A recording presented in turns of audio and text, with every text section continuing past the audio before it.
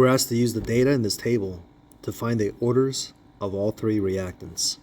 We have the bromate ion, the bromide ion, and the hydrogen ion, as well as get the overall reaction order, as well as the rate constant K. So let's just solve for the rate law, and that will take care of all these issues. So the rate law can be written as rate of a reaction is equal to the rate constant K times the concentration of one of the reactants, let's call that the bromate ion,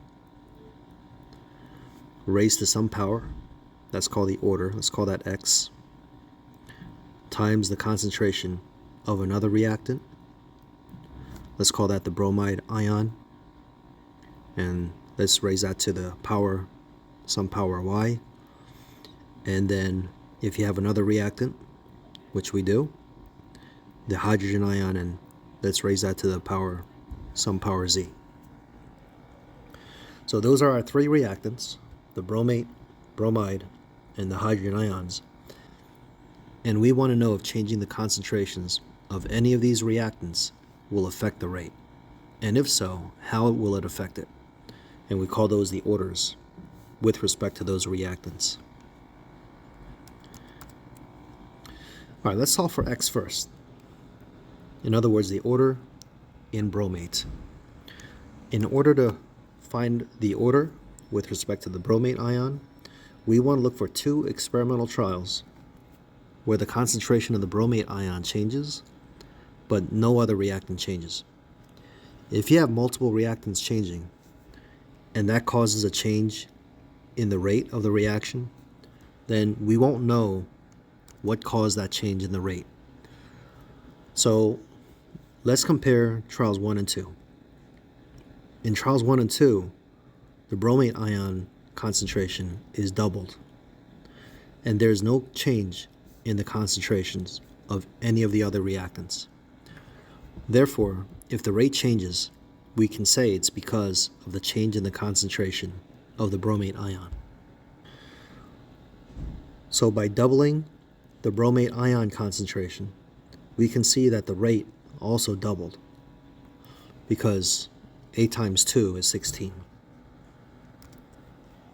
So 2 raised to what power, X, will give you 2. So the order with respect to bromate is 1. X is equal to 1.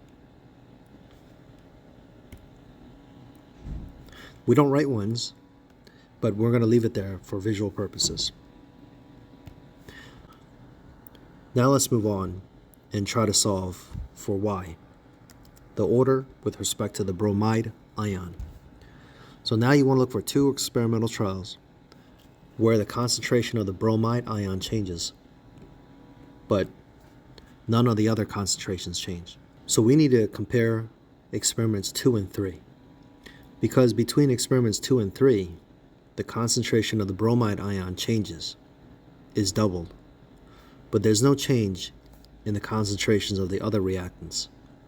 So if there's a change in the rate, we can say that it's because of the concentration change in the bromide ion. The rate doubled. And let me label the previous one here. All right, similarly, when we doubled the concentration of the bromide ion, that led to a doubling in the rate. So 2 raised to what power is 2? And Y here is also 1. So this is also a first order reaction with respect to the bromide ion. Finally, let's solve for the order with respect to the hydrogen ion. So go ahead. If you haven't tried it yet, what two trials do you have a change in the hydrogen ion concentration and no change in the concentrations of the other reactants? So you're going to have to compare trials 1 and 4. Because between 1 and 4, the concentrations of the other reactants don't change, but the concentrations of the hydrogen ion does. It was doubled, between trials 1 and 4. So how did doubling affect the rate? It quadrupled it. The rate increased by a factor of 4 because 8 times 4 is 32. So by doubling the hydrogen ion concentration in this reaction, that led to a 4-fold increase in the speed, or the rate. So 2 raised to what power is 4? So in this case, Z is equal to 2. This is a second order in the hydrogen ion concentration. To get the overall order of the reaction, you take the sum of each individual order with respect to their reactant. So 1 plus 1 plus 2, this is fourth order overall.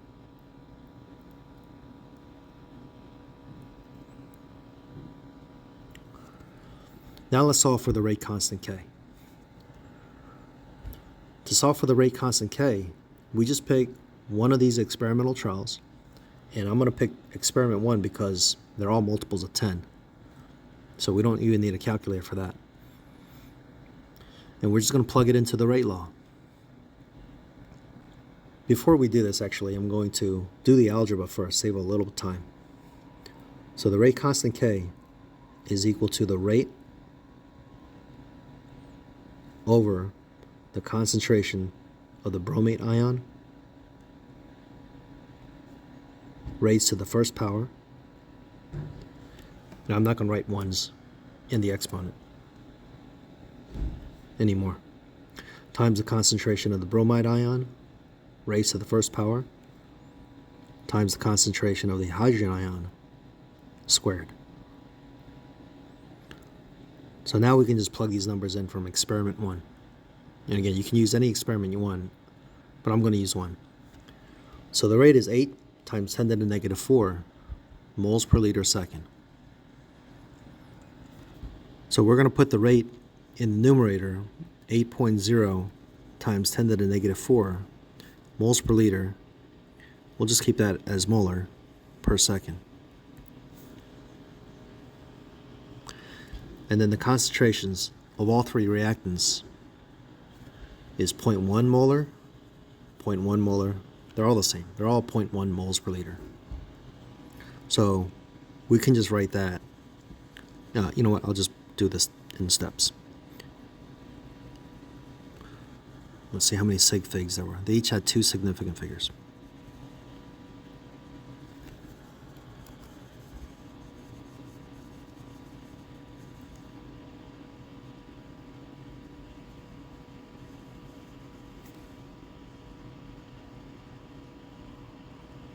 Now you gotta square the last term there for the hydrogen ion.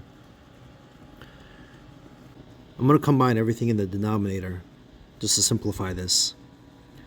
So that part, 0.1 times 0.1 is 0.01. That's molar squared. And then same thing here, 0.01 molar squared. Now we're going to combine those. So that's going to be 0.0001 molar to the fourth. And that's going to work out really nice because I can get rid of the denominator by moving the decimal over 4 times to the right. And that's just going to eliminate that times 10 to the negative fourth.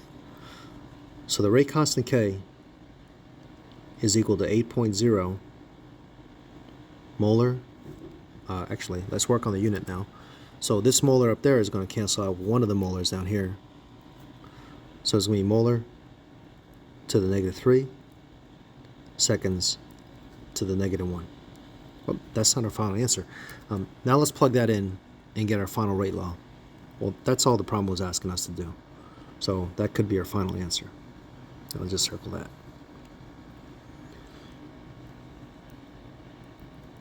So the rate is equal to the rate constant K, which is 8.0 molar to the negative 3 seconds to the negative 1 times the concentration of the bromate